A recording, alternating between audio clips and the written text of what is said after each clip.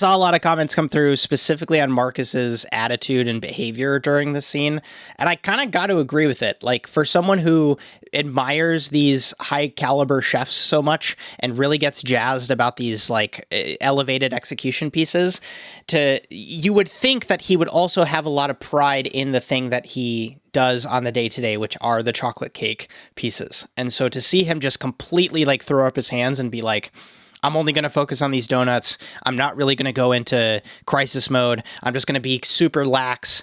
Isn't something that you'll normally see in a kitchen environment when the chef is literally screaming at every single person in the kitchen. The entire vibe of the kitchen changes. And that not coming through on someone like Marcus is weird to me. He's never showed this behavior before of like switching into this other gear, but I would like to think that he would want to be helpful. He would want to step up to the plate. He would want to perform after especially such a glowing review coming through the restaurant. And so this confuses me too. I can tell that they're trying to play off of him not being excited about his normal stuff and being more excited about something like donuts. But yeah, this is weird to me to see him just kind of give up.